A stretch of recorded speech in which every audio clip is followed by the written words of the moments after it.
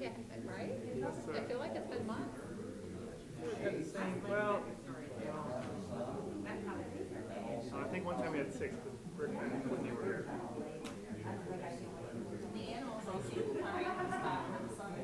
I think it'll start progressing as a shock for a while. Yeah. Because I know a lot of people got it over the weekend too. It was only shot once. Right. Yeah, Kelly got the Pfizer. I got Moderna. Her arm was sore for like 3 days. Like she needed help getting her shirt on.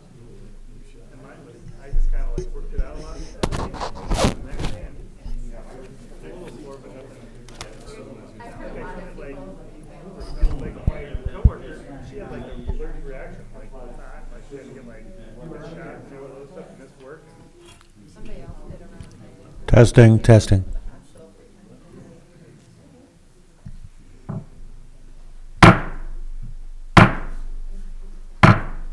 Call the February 15th, 2021 Belvedere City Council regular meeting to order. The clerk will call the roll. Arevalo, Present. Brereton, Here. Flurry, Present. Frank, Here. Freeman, Here. McGee, Here. Porter, Here. Ratcliffe, Here. Snow, Here. Stevens, Here. 10 present. We have a full house. Thank you, ladies and gentlemen. Please stand for the Pledge of Allegiance. It means standing for the invocation. Pledge allegiance to the flag of the United States of America and to the republic for which it stands, one nation, under God, indivisible, with liberty and justice for all. Heavenly Father, we seek your blessings on the tasks before us. Bless our efforts with clear insight, our deliberations with wisdom, our work for our community with clarity and accuracy, our decisions with impartiality and an honest and caring heart. We ask these blessings in your name. And please join me in a moment of silence for Public Works Director Brant Anderson's father, who was lost to us and went up beyond her last week.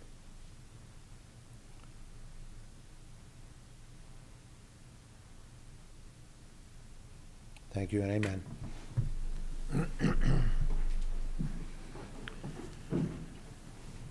Okay, under public comment, we have no one who's registered to speak this evening, which brings us to number 4, approval of minutes of the regular meeting of the Belvedere City Council of February 1st, 2021 as presented. I'll entertain a motion to approve. I'll make that Motion by motion. Alderman Fleury, second by Alderman Stevens.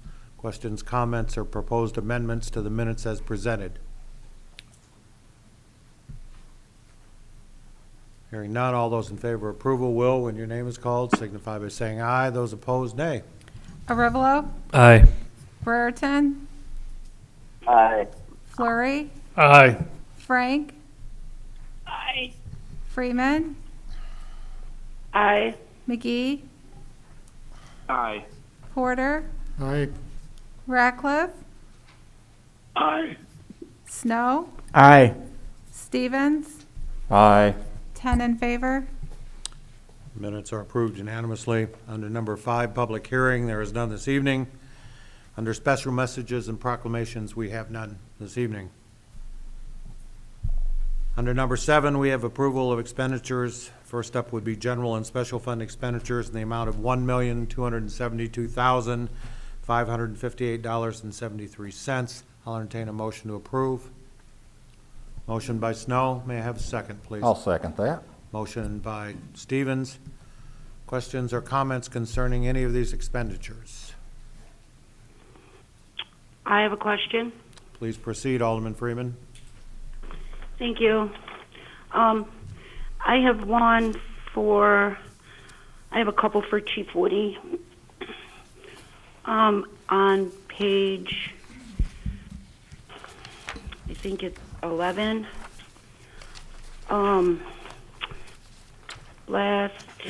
Third one from the bottom. It is $995 for some online training for Officer Delavan. Is that a one-time online training class? Yes, that's for XRY. It will certify him to be able to conduct cell phone searches.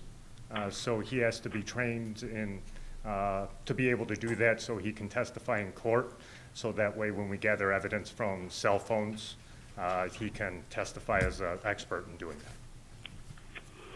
Okay, and then my other one for you, Chief, is on page 9, Axon Enterprises, which is under police equipment for taser maintenance for 16 tasers.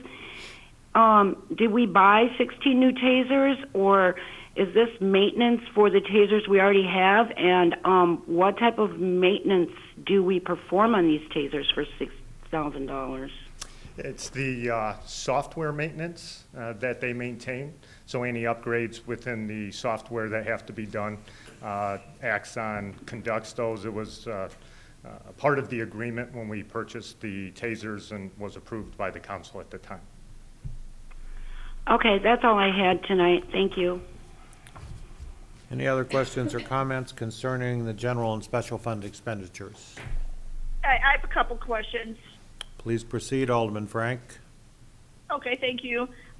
One is for Becky, the payroll fees. Are we going to have that payroll fee every month? Or is this once a year? It's $1,900? Which page are you on? She's on the journal entries.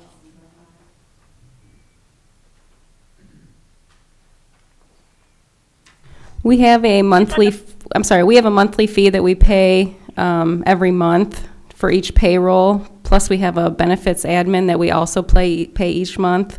There are a couple that we're being credited for as well. We had some work done that was an error on ADP's part, not on ours, so they will be crediting some of that money back to us. Okay, but it does run about that much a month, $1,900? Correct. Well, no, I'm sorry. It's normally, let's see, each of your payrolls is $453, and then your benefits admin is $607. But we do get reimbursed from the library for their portion. We invoice them every month. Okay, thank you, Becky. And then I had one for Chief Woody as well.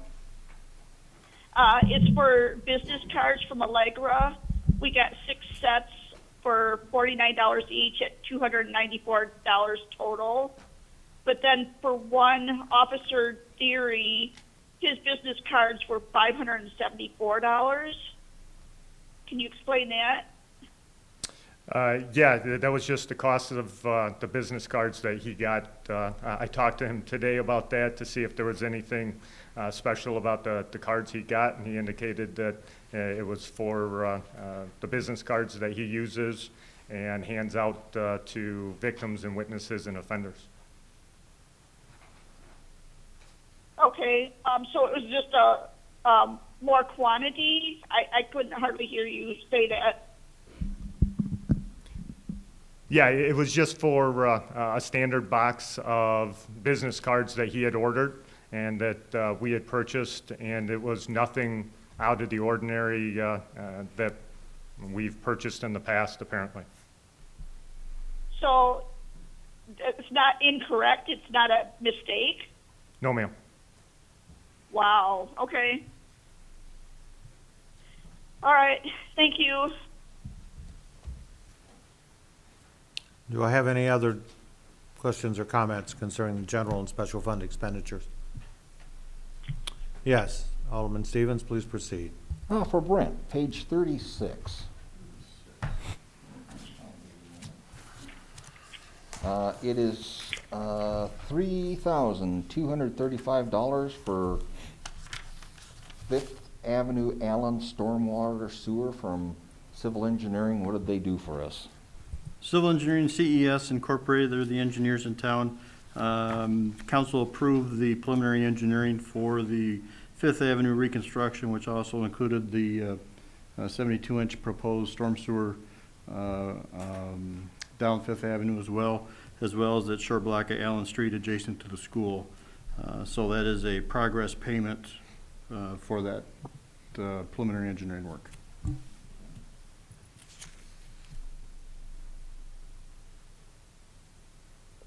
Anyone else? Questions or comments on general and special fund expenditures this evening?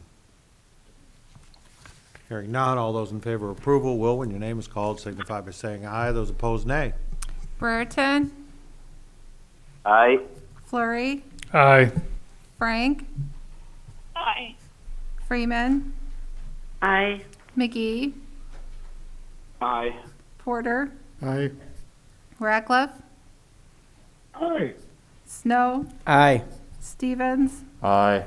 Arivalo, Aye. 10 in favor. Motions are approved unanimously, which brings us then to water and sewer fund expenditures in the amount of $354,352.81. I'll entertain a motion to approve. Motion, thank you, by Porter, second by Fleury. Questions, comments, or further discussion concerning the motion that is now on the floor? Hearing none, all those in favor of approval will, when your name is called, signify by saying aye. Those opposed, nay. Flurry, Aye. Frank? Frank? Okay. Freeman, Aye. McGee, Aye. Porter, Aye. Ratcliffe, Aye. Snow, Aye. Stevens, Aye. Arivalo, Aye. Brereton, Aye. 10 in favor.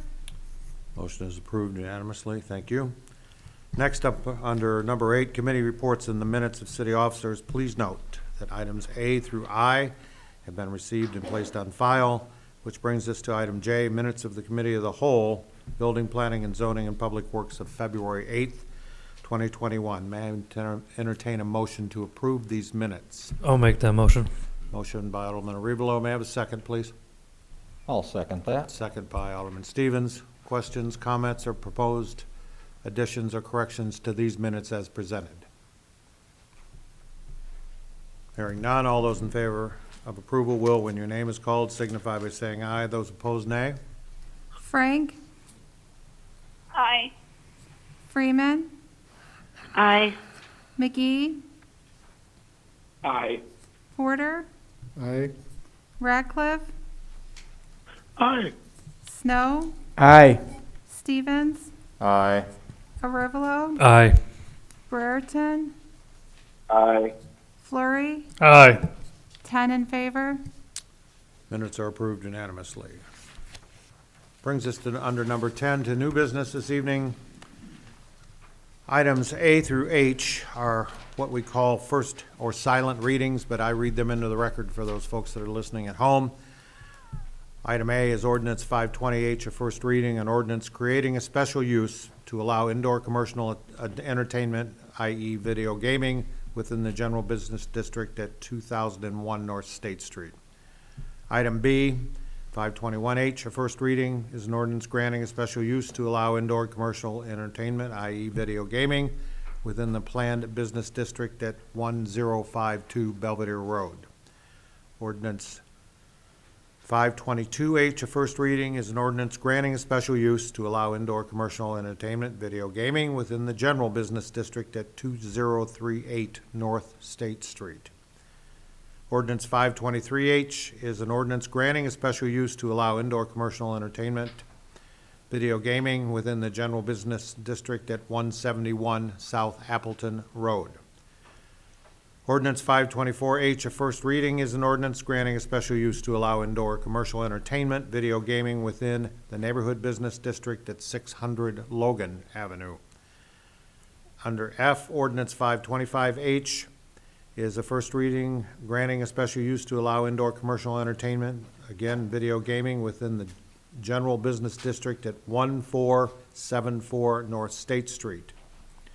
Brings us to item G, 526H, a first reading, an ordinance amending Appendix A, fees relating to frozen water meters of the City of Belvedere Municipal Code. Item H is Ordinance 527H, a first reading, an ordinance amending Section 114-303 parentheses F, maintenance and repair of the City of Belvedere Municipal Code. Those will come back for discussion in a second reading. Under I, we have Resolution 2021-3, a resolution authorizing the execution of intergovernmental agreement within Boone County for the provision of a community law enforcement officer pursuant to the COSAP grant. I'll entertain a motion to approve. Motion by Snow, second by Fleury. Questions, comments, or further discussion concerning the motion that's now on the floor? I have some things to say. Please continue, Alderman Freeman. Thank you. So I have several reservations and concerns about this. It's my understanding, derived from this resolution agreement, that this shared officer will be city-funded entity for anything over or beyond what the grant covers, by which I mean the city will be on the hook for supplying this officer with a car, gas and maintenance for the car, uniforms, and any special or extra training required. None of these expenses, to my knowledge, would be split with the county or three ways with the county and health department. Under number 4, section B, it states, depending on grant program requirements, the officer may be asked to work evening and weekend hours. The grant does not cover overtime, therefore the officer would earn compensation time to be used at a time agreed upon by the officer, department, and city.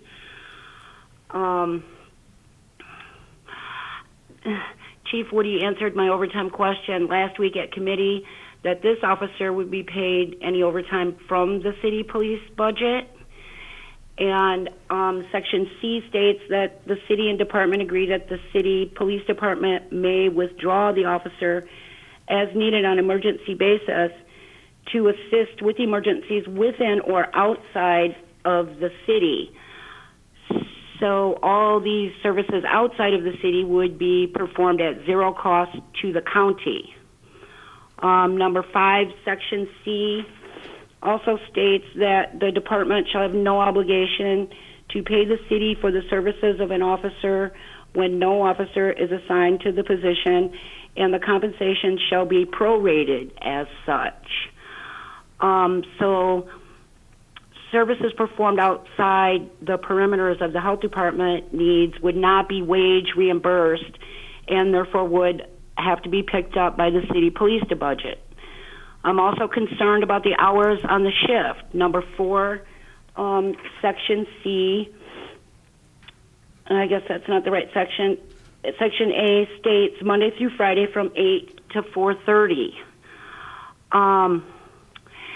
It's my belief that most drug use occurs at night and on weekends.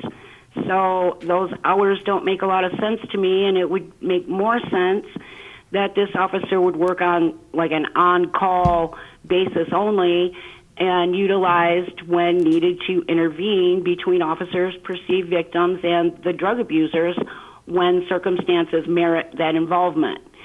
Belvedere already employs a narcotics task force. I don't believe this new position is an officer function. I believe the grant would be better utilized if the health department partnered with local churches, outreach centers that have trained addiction counselors for use in education, prevention, and addiction treatment by mental health and addiction professionals. This agreement straps the city with extra costs related to the grant while giving the county and health department budget passes. Coupled with the fact that we were never afforded any statistical information to back up this request, and my belief that an opioid interventionist officer is not the best way to use these funds to help our citizens, it's my intention to vote no on this. I believe that these people need treatment, education, and counseling, not usage arrests. Thank you. Chief Woody? Alderman Freeman, I would wholeheartedly agree with that last statement because that's exactly what this grant opportunity is for. It's for rehab, counseling, and interdiction. It's not for investigation and intervention. The whole idea is to work with the health department to identify these clients in a proactive manner to try and keep them from continuing drug use and get them into rehabilitation. As far as the car goes, I understand, but the health department and the county have, zero budget money liabilities involved at all. I mean, this is all strapped to the city and our police department and our taxpayers. And I don't believe that that's fair, that everybody that has skin in the game should have skin in the game. no, I think there may be a little confusion, and maybe Attorney Drella can help me if I'm not perfectly clear in my explanation, but the grant is going to cover the bulk of any cost to the city of Belvedere. The grant is going to cover the cost of the new officer that would be hired. It's going to cover the benefits, the insurance, the contribution that may be incurred to the pension, all of those different costs. Now, as far as overtime, that would be something that would be monitored closely. And that is something that I understand could potentially be an additional cost, but that's something that we would work from within our already current overtime budget and would be a consideration when approving those details. Now, as far as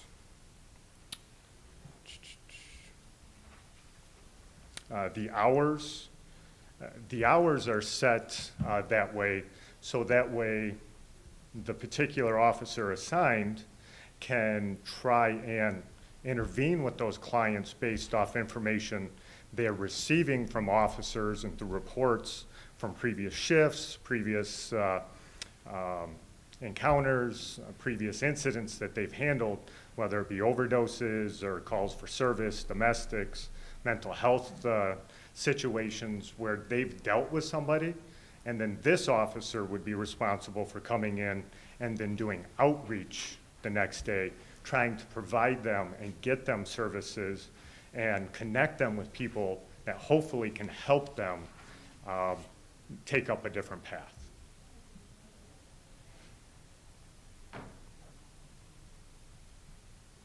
Attorney Drella, did you want to add something?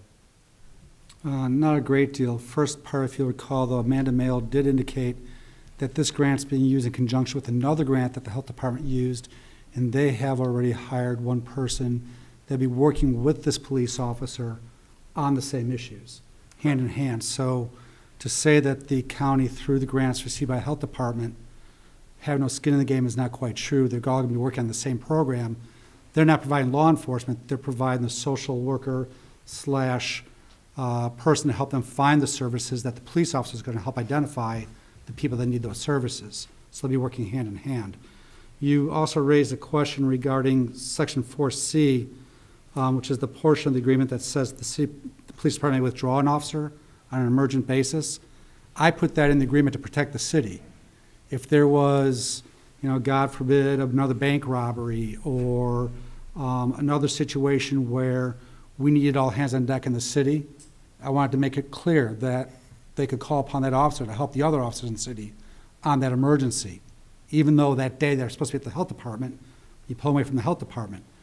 That does not mean they don't pay us for that. That's a different section. I'll explain that one in a second. The portion outside of the city, that was included solely because of our mutual aid obligations we have with other communities in the region, where they may call up and say, we need 3 police officers because of this large situation we got going on. We do that already.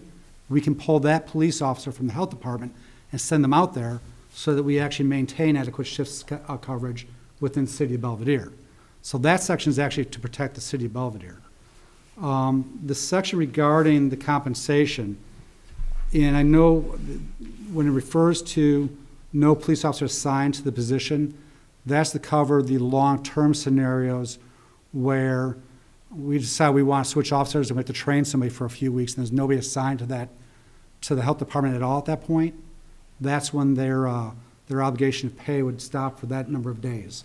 It does not include situations where they take a day off here and there, or we pull them out for that emergent basis. They're still paying the salary in those cases. That's only when we actually do not have somebody assigned to the health department on a permanent basis.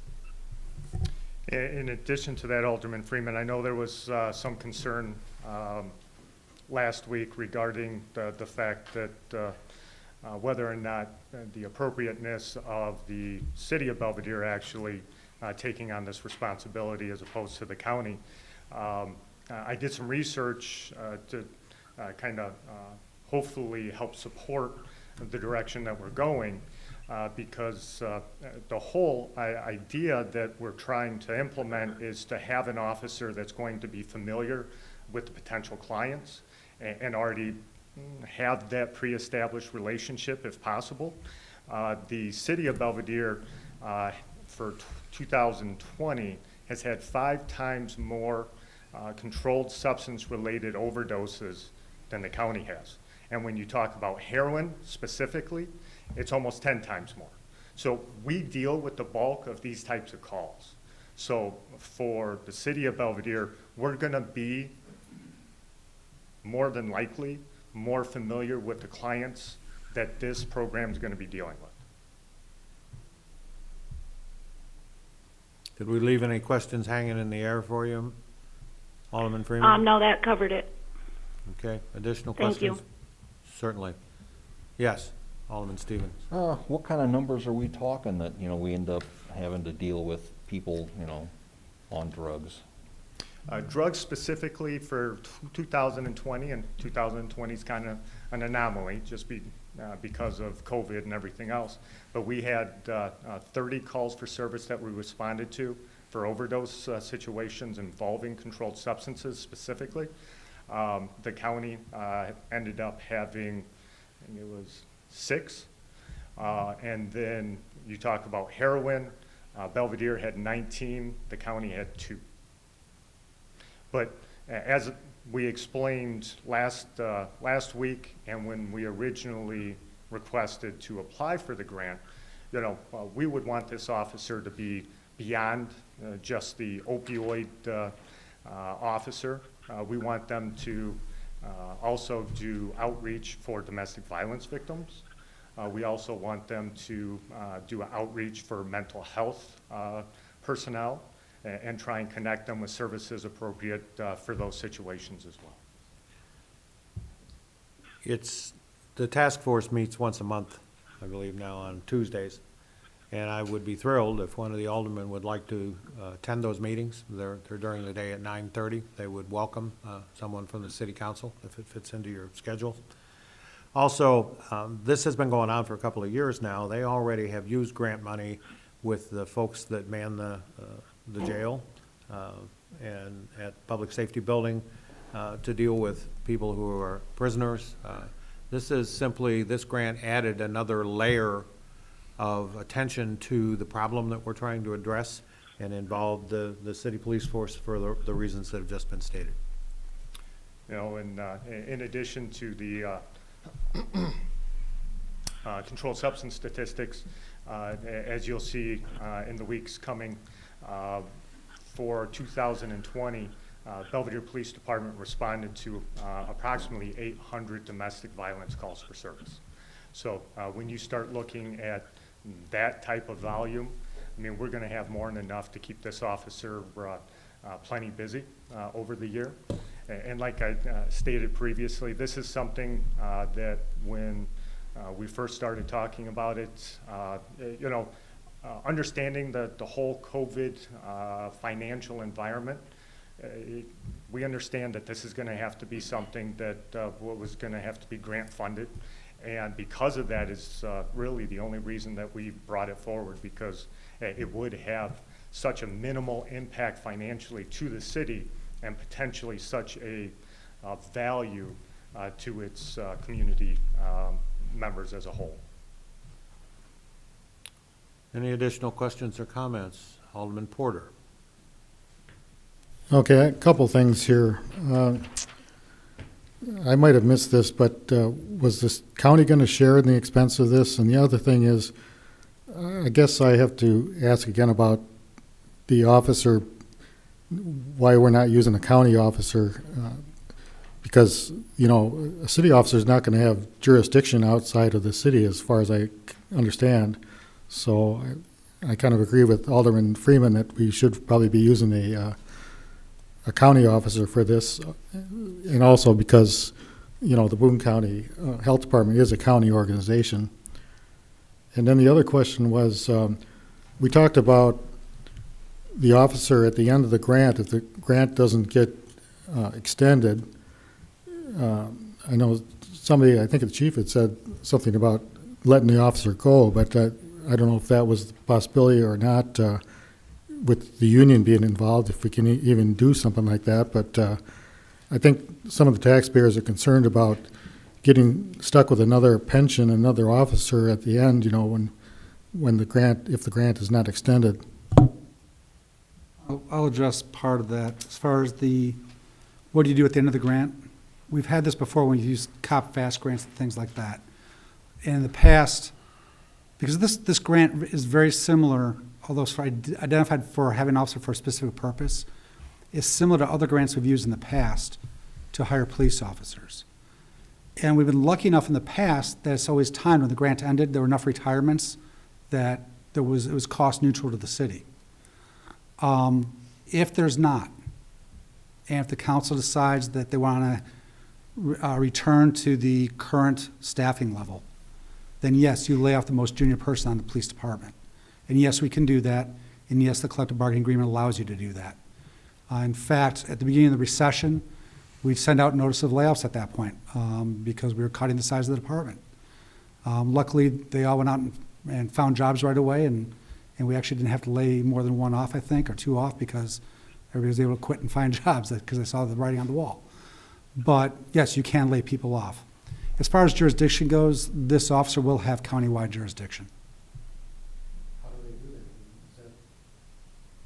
I thought he was going to be deputized, wasn't he? It's very easy. There's two avenues. That keep in mind, the goal of this position, as I understand, and the chief can expound on that, because I have not been I'm not part of this task force. I was not sitting in the meetings. But as I understand it, the purpose of the position is not to go out and arrest people. It's to put people that are in need in contact with the resources that can provide the assistance. Now, can the officer arrest somebody if they have to? Yes. And that's where the jurisdiction issue comes in.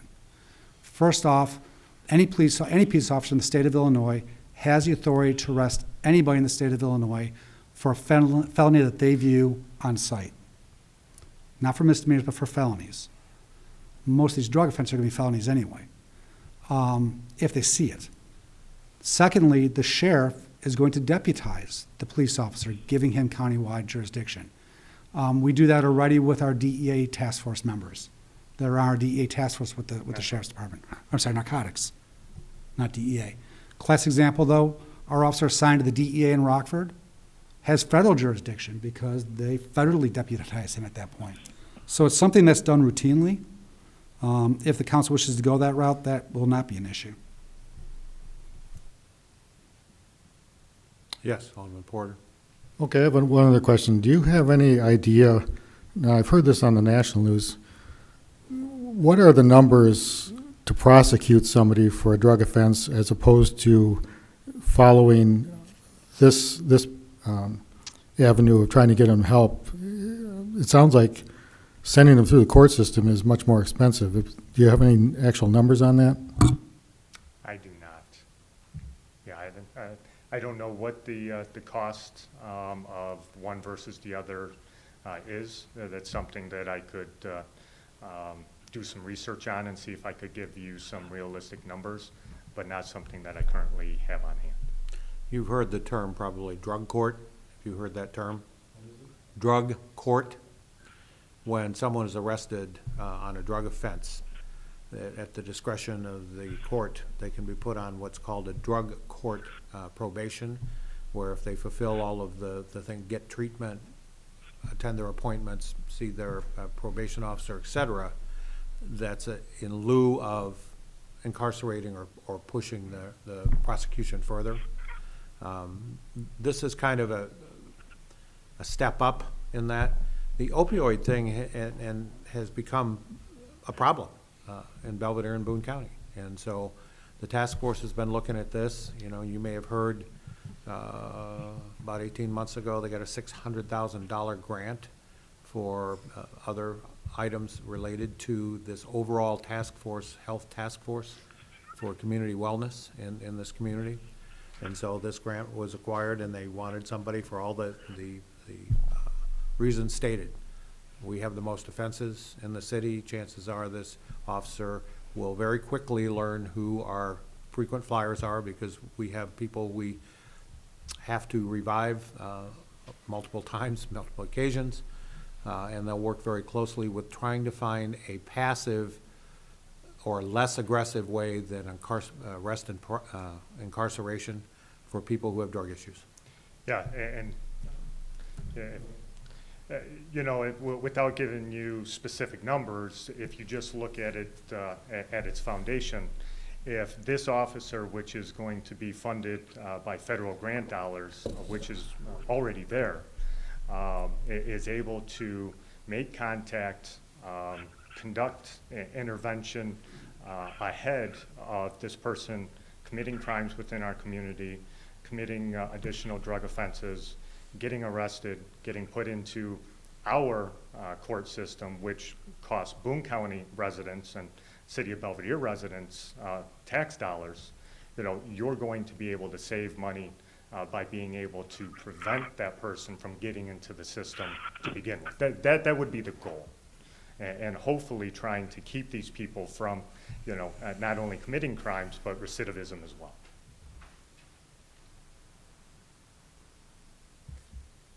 Alderman Fleur, did you have something else, Alderman Porter?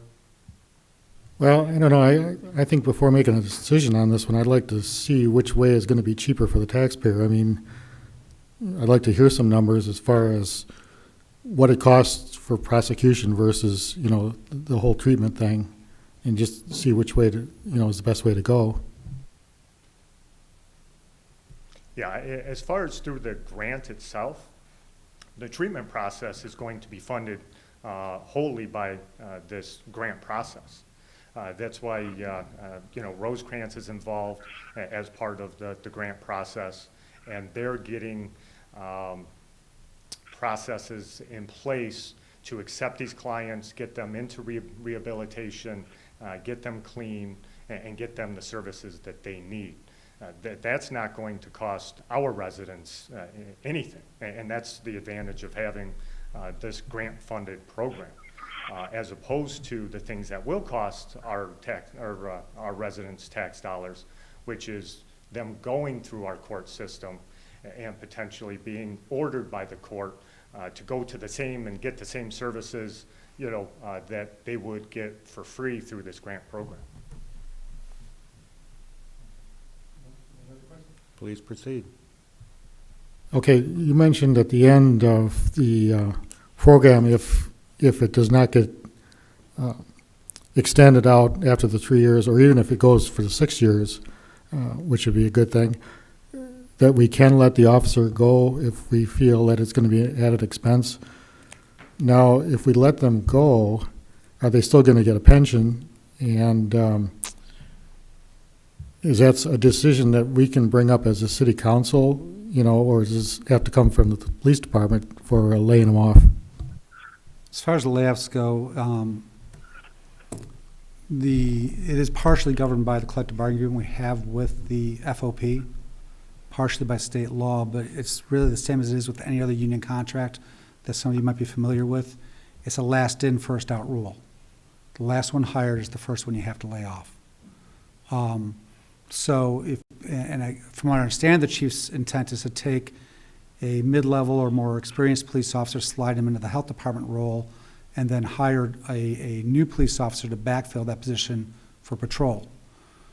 If it comes to the point where the grant runs out and we're bringing that police officer back from the health department, that police officer that we hired, the last one that we hired, whoever that is at that point, is the one that would be laid off. Most likely, if they're a brand new police officer, when that happens, they would not have vested in a pension yet anyway. If by some miracle chance they had, when they reach retirement age, yes, they would be entitled to some portion of a pension, but it wouldn't be very much because, again, you're talking about a very junior police officer. Yeah, and my understanding is they would have to be here for 8 years in order to be vested in any type of a pension. And at this point, we're talking 6-year potential for this grant program. Anything else, Alderman Porter? Thank you. Alderman Fleury, did you have a question? More, maybe a comment. I'm just confused. We talked about this last week and this week, but to my understanding, the grant is going to cover the expenses to the city, so we're not incurring anything. But what you did mention is that there may be a possibility for overtime. But other than that, their benefits, all of their salaries, all taken care of by this grant. Yeah, the grant's going to cover vehicle rental through the department, the maintenance, and anything associated with the vehicle, some office supplies, uniform, excuse me, not to mention the salary, insurance, benefits. So yeah, the intent was to have the grant cover the bulk of all of those costs.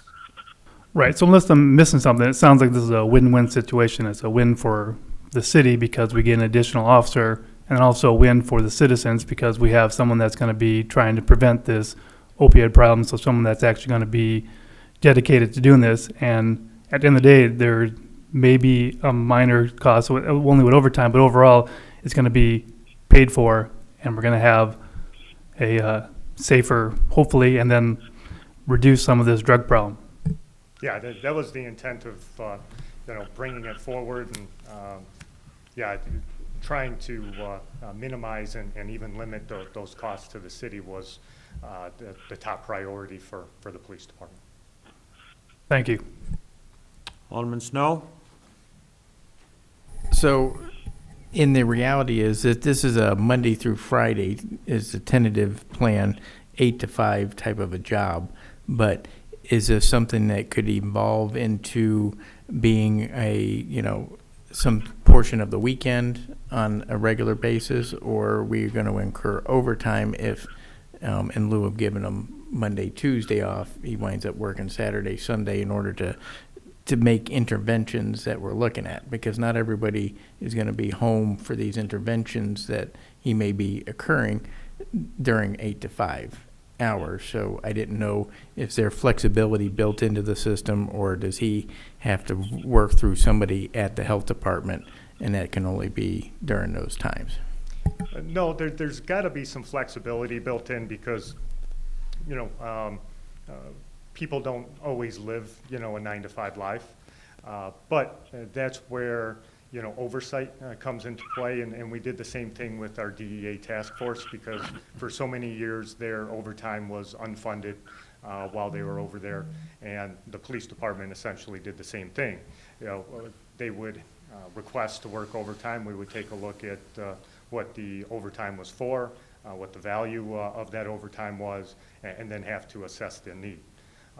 The same thing would be done here. We would take a look at, when they want the overtime, what it's for, how often it's for, what our overtime budget looks like. If this is something where, we've already, had a huge dent in our overtime budget for other things, we have to take it on a case-by-case basis. When I talked to Amanda Mail about this specific issue, she's, we're trying to plan for those things that potentially could happen. Nothing's ever a given, so there may be times when there is no overtime.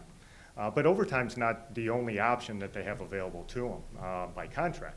They could also take comp time, which unless they turn it in at the end of the year, really is a minimal cost to the city because that could just be them taking time off, at some other point in time, down the road. So overtime in the sense of dollars and cents isn't the only option available. Now the officer, if they chose make adjustments to their hours. Could potentially be an option. By contract, that could be an issue, but there are other options besides just the overtime option. Alderman Porter. I have two questions. Just a moment, please. Alderman Porter first, Thank and you. then Alderman Frank. Okay, I just thought of one other question I wanted to ask here was, during this office hours of 8 to 4:30, is this officer going to be also a regular patrol officer if there's no other, drug issues going on? Is he going to be actually patrolling the streets? No, that would not be the intent, because this officer would not be in a patrol officer uniform. They would be in an alternative uniform, more equipped to deal with clients in a social intervention type of setting as opposed to an enforcement setting. Okay, so that means we're actually losing a veteran officer then to this, that's not going to be able to go on patrol then, as you're saying? The officer that we would assign would be a veteran officer, but the number of officers we would have would remain the same. I.e. shift strength for on-the-street officers remains the same. Alderman Frank, you had some questions? Please proceed. Yes, I do. Thank you. If we hire this veteran officer to do the COSOP grant, would we have to hire an entry level then officer to take his place? The veteran officer that we would assign is already employed by the department. We would just reassign them from patrol or wherever that officer comes from to this new position, and then we would backfill that officer's position with an entry-level officer, yes. Right, okay. And then my second question is, I maybe didn't hear this correctly, but did you say that the treatment would not cost our citizens anything to go to Rosecrans? Rosecrans is part of this grant-funded program, and they are working with the health department under this program to get them the services they need, and that's all going to be covered under the program grant dollars. So part of that money that we get for the officer for the $94,000 would cover some of the Rosecrans, or is it all going to be for the officer?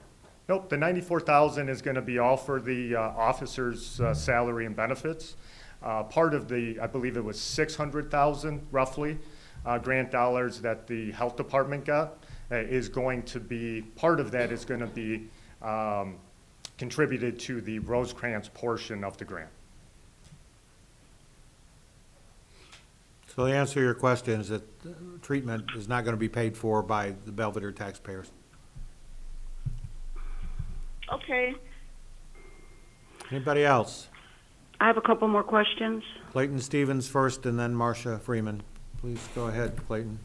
Now, I was listening to a county board meeting the other night, and the sheriff said that there were going to be no 2021 officer classes offered by the state. They were all being pushed off to 2022. So now what is this going to do if we hire a brand new officer? No, they're still having the classes, but them, like us, are on waiting lists. So we're going to have to wait and see what type of waiting list we're going to have to work with. And ultimately, if we don't get somebody into a school, then we can't assign somebody to this grant position.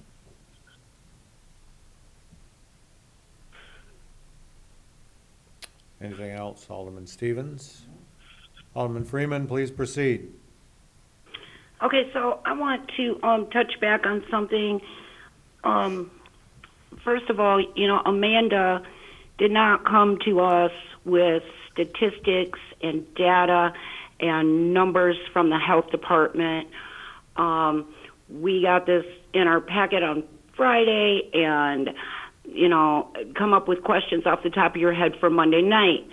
I voted to move this forward just so I could have some more time to take a look at it and mull it over and dissect it, as you would say.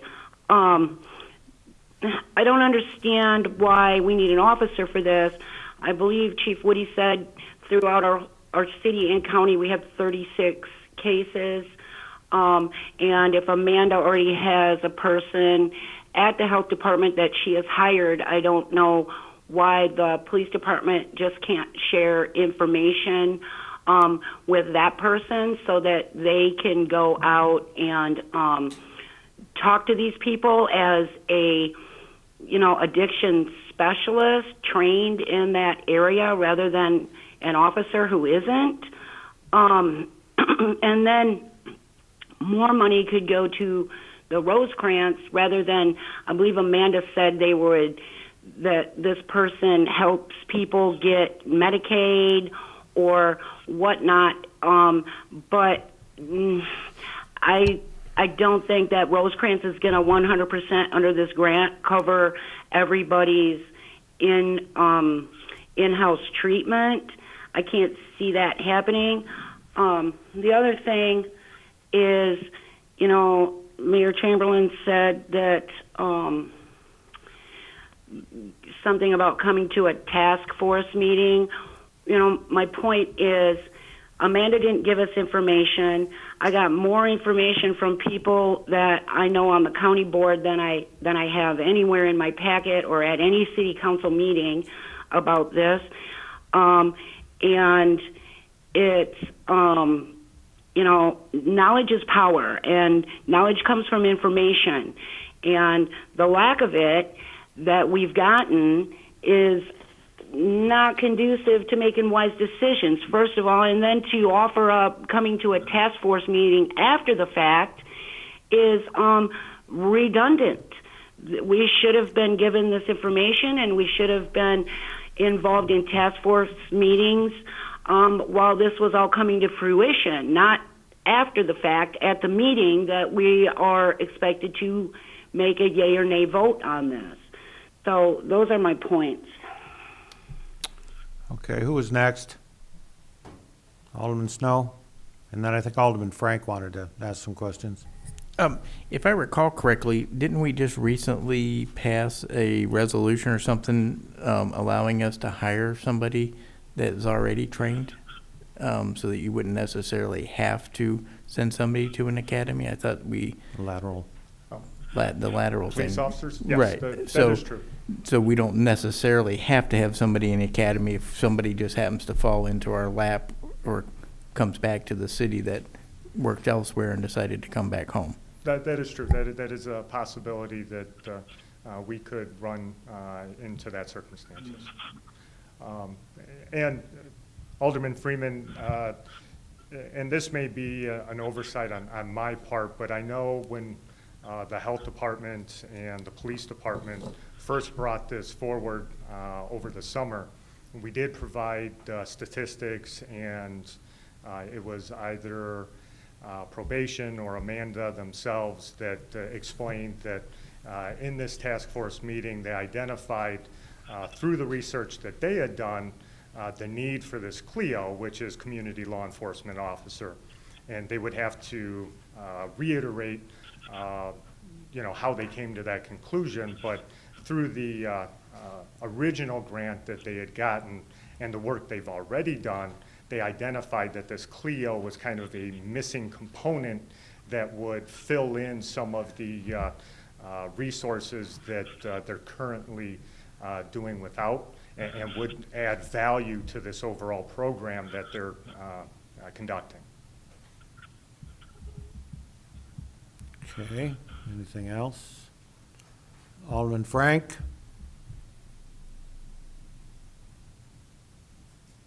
Alderman Frank? So, Yes, did you want to ask another question, Alderman Frank? No, I did not. No, I did not. Okay, so this task force has been running for a couple of years, okay? There's been information published in the papers, there's been information disseminated in a lot of different ways. Part of the whole formation of the task force was to address the problem in our community. And as the task force went forward, they looked at what other programs, other communities have put in place that have had success in interdicting a growing number of opioid addiction issues and overdoses. And as the grant money was made available and they accessed the grant money, this officer has shown to be, this relationship officer has shown to be a successful part of programs, places where they've had good success in going forward to interdict drug overdose in the community. And that's why when they made this offer, that was the idea that it's another piece of a collaborative to fight against drug addiction and opioid overdose in our community. Alderman Porter, you had another question? Well, it's more of a comment here. There seems to be a lot of unanswered questions here that we still need to maybe research a little bit farther. And I'd like to maybe research a little more farther too. I'd like to kind of make a motion at this point to table this temporarily till we can maybe get some more numbers, maybe from Amanda, have her come in and talk and maybe see if we can get a little bit more information before you make a decision. So I have a motion to table. I'll second that if we need. I have a second. All those in favor? Will, when your name is called, signify by saying aye. Those opposed, nay. Freeman. Aye. McGee.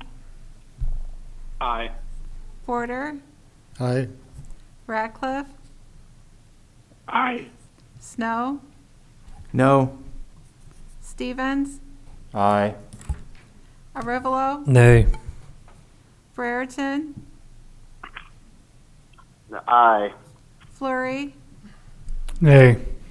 Frank. Aye. 7 in favor. Motion is tabled. Mr. Is Mayor, approved. Yeah. before we move on, it might be helpful, though, now that's on the table,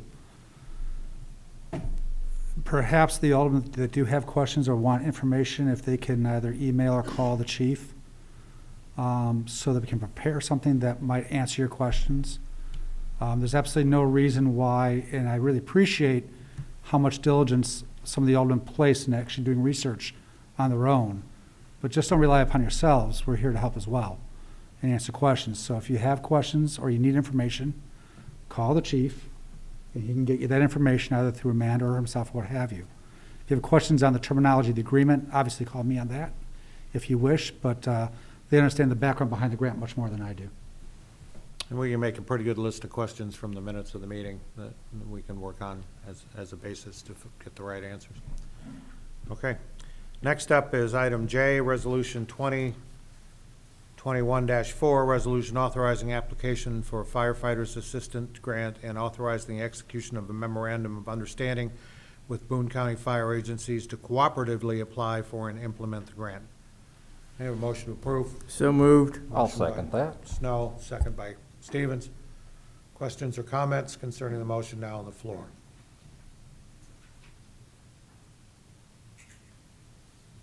Hearing none, all those in favor of approval of the motion will, when your name is called, signify by saying aye. Those opposed, nay. McGee. Aye. Porter. Aye. Ratcliffe. Aye. Snow. Aye. Stevens. Aye. Arivalo. Aye. Brereton. Aye. Flurry. Aye. Frank. Aye. Freeman. Aye. 10 in favor. Motion is approved. Thank you. Next, we have motions forwarded in Committee of the Whole, Building, Planning, Zoning, and Public Works of February 8th, 2021. The motions will be presented by Chairman Porter. Chairman Porter, you have the floor. Okay. First one is motion to approve the special use extension for 1125 North State Street, the car wash. Motion out of committee. Questions, comments, or further discussion concerning the motion now on the floor? Hearing none, all those in favor of approval will, when your name is called, signify by saying aye. Those opposed, nay. Porter. Aye. Ratcliffe. Aye. Snow. Aye. Stevens. Aye. Arivalo. Aye. Brereton. Aye. Flurry. Aye. Frank, Aye. Freeman, Aye. McGee, Aye. 10 in favor. Motion's approved unanimously. Brings us to item B. Motion to approve the special use extension for 2183 Crystal Parkway Car Wash. Motion out of committee. Questions, comments, or further discussion concerning the motion now on the floor?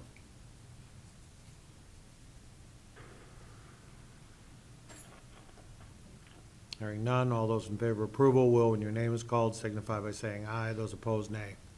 Ratcliffe, Aye. Snow, Aye. Stevens, Aye. Arivalo, Aye. Brereton, Aye. Flurry, Aye. Frank, Aye. Freeman, Aye. McGee, Aye. Porter, Aye. 10 in favor. Motion is approved unanimously. Brings us to item C. Motion to approve the special use extension for 300 South Main Street, the Iron and Coal Project. Motion out of committee. Questions, comments, or further discussion concerning the motion now on the floor? Hearing none, all those in favor will, when your name is called, signify by saying aye. Those opposed, nay. Snow, Aye. Stevens, Aye. Arivalo, Aye. Brereton, Aye. Flurry, Aye. Frank, Aye. Freeman, Aye. McGee, Aye. Porter, Aye. Ratcliffe, Aye. 10 in favor. Motion is approved unanimously. Brings us to the final item in this bunch, item D. Okay, motion to approve the special use extension for 300 South Main Street, the Container Parker. Container Park, that should read. Motion out of committee. Questions, comments, or further discussion concerning the motion now on the floor? I have a question about this one. Please proceed, Alderman Freeman. Thank you.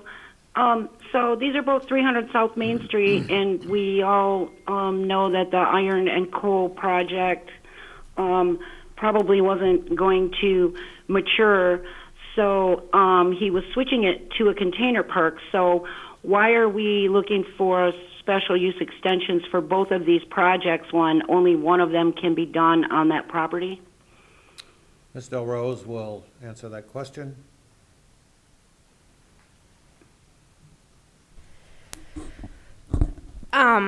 He still hopes to do an iron and coal type development, so he does not want to lose the special use for that. The container park is the kind of development that pops up real easily and takes down just as easily without altering the landscape too much. It was always meant to be kind of an interim development. I don't want to say money maker, but obviously a space holder until he can figure out an end goal for that property. So he doesn't want to lose the ability to do either kind. Okay, so the container park is, in his mind, a temporary thing? Correct. Okay, thank you, Gina. Additional questions or comments concerning the motion now on the floor? Hearing none, all those in favor of approval will, when your name is called, signify by saying aye. Those opposed, nay. Stevens, Aye. Arivalo, Aye. Brereton, Aye. Flurry, Aye. Frank, Aye. Freeman, Aye. McGee, Aye. Porter, Aye. Ratcliffe, Aye. Snow, Aye. 10 in favor. Motion is approved unanimously. Thank you, Chairman Porter. We'll now move on to motions of Public Works, which will be presented by Chairman Freeman. Chairman Freeman, you now have the floor. Thank you. E.